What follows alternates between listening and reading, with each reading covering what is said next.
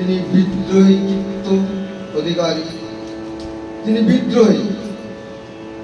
তিনি তো বলেছেন, বলবীর বলচির উন্নত মমসী, আমারই শির নেহারি, আমারই নতশী, বলশিখর হিমাদ্রি, বলবীর।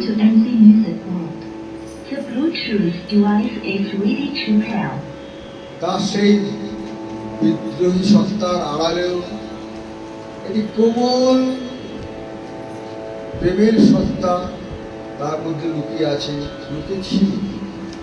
তিনি অসংখ্য প্রেমের গান লিখেছেন, তিনি অসংখ্য ভগবত গীতি লিখেছেন, তিনি আল্লাহর গান লিখেছেন, তিনি কৃষ্ণের গান লিখেছেন, তিনি মা কালীর গান লিখেছেন। তিনি মানব জাতির তৎকালীন ভারতবর্ষের যে সমস্ত ভাষাভাষীরা আমাদের বাংলাদেশের তৎকালীন বাংলার বুকে বিরাজ করতেন, তাদের সকলের ভাষা, সকলের জাতি, সকলের ধর্ম নির্বিশেষে তিনি তা রচনা করে গেছেন। তার মধ্যেও তার কোনো প্রেম ছিল। সে প্রেম কিন্তু কোনো বিশেষ ব্যক্তি বিশেষের জন্য নয়, সে প্রেম কিন্তু অনাদি অনন্ত প্রেম। সেই প্রেমের ছন্দে, সেই গানের ছন্দে তিনি ডুবে যেতেন আর লিখতেন, আমি যার নূপুরের ছন্দ।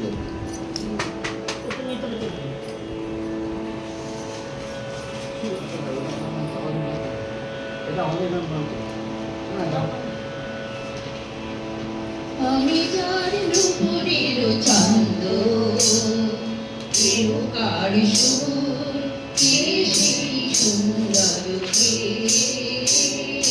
কে সেই সুন্দর কে। আমি যার নূপুরের ছন্দ, কেউ কার সুর, কে সেই সুন্দর কে,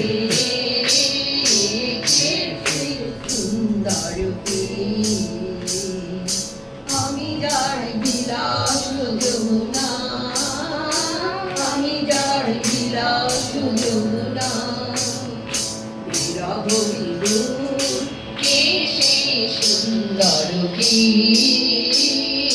কে সেই সুন্দর কে।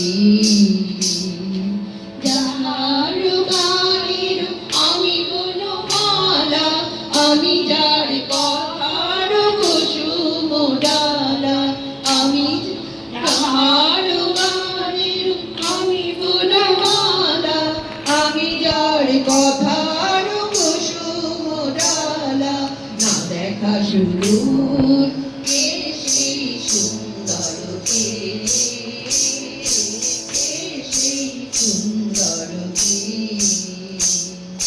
যার শিরি পাখা লিখনি হয়ে গোপনে মোরে কবিতা লেখায়, শিরমে কোথায় হায়।